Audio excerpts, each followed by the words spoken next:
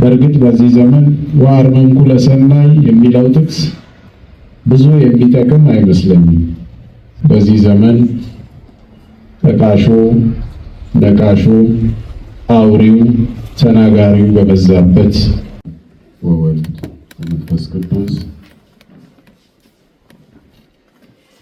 አሐዱ አምላክ አሜን።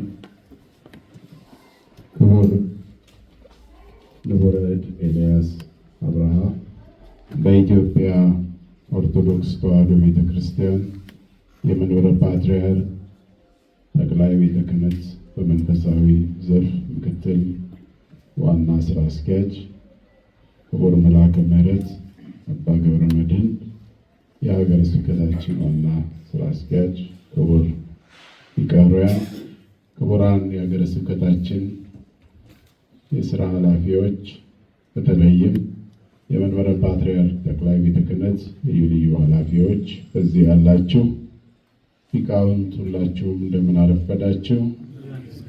እግዚአብሔር አምላካችን ስሙ የተመሰገነ ይሁን። ዛሬ በርካታ መርሃ ግብር ያለ ይመስለኛል። ጥናታዊ ጽሑፍ ለማቅረብ የተዘጋጁ ሰዎች አሉ።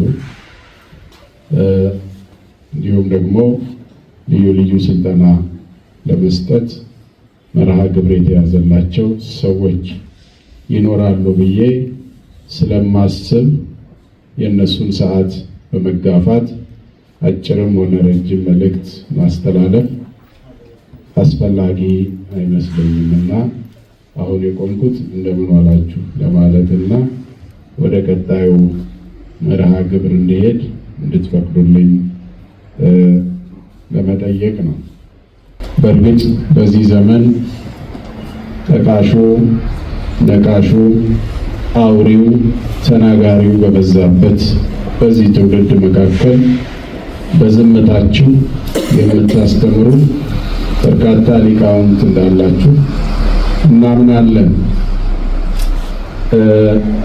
ከዝምታም በተሻገረ ሁኔታ ደግሞ በአንደበታችሁ የሕይወትን ቃል የምትሰብኩ የምትዘሩ ጉባኤ ተክላችሁ የክርስቶስን የመንግስቱን ወንጌል የምታስተምሩ በርካታ የምንፈራችሁ የምናፍራችሁ ሊቃውንት ስላላችሁ ሁልጊዜ ብናዳምጣችሁ ደስ ይለናል። ይሄን የምለው አረፍተ ነገር ለማሟላት ወይም አለ ለመባል ሳይሆን በውስጤ ያለውን እውነታ ለመግለጽ ብቻ ነው። በዝምታችሁ ታስተምራላችሁ ስንል በእርግጥ በዚህ ዘመን ወአርመንኩ ለሰናይ የሚለው ጥቅስ ብዙ የሚጠቅም አይመስለኝም። ምክንያቱም ሀገረኛ ብሂል አለ። አባቶቻችን ሲናገሩ ዝምታ ለበግም አልበጃት 12 ሆና አንድ ተኩላ ፈጃት የሚል አባባል አለና በዝምታ ብቻ ሳይሆን በንግግር መገለጥ ያስፈልጋል።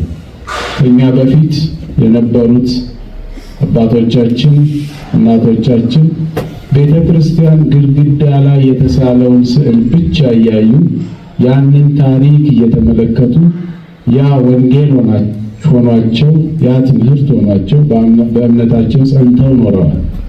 ከዚህ በኋላ ደግሞ የሚጠይቅ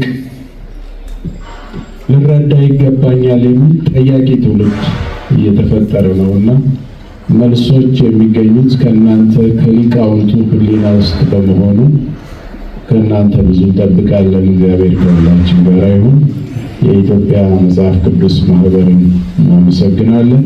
ከዚህ ጋር በተያያዘ ደግሞ ክቡር መልአከ ፀሐይ አባ ኃይለ መለኮት ኢየሱስንና የአዲስ አበባ ሀገረ ስብከት የሊቃውንት ጉባኤ አባላትን በዚሁ አጋጣሚ ልናመሰግን ይገባል። ይሰራሉ፣ ይሮጣሉ፣ ይደክማሉ። እንዲህ አይነት መርሃ ግብር ደግሞ እያዘጋጁ እያነቃቁን ነውና እናመሰግናቸዋለን። እግዚአብሔር ይስጥልን፣ ክብር ያድልልን። እግዚአብሔር ከሁላችሁ ጋር ይሁን።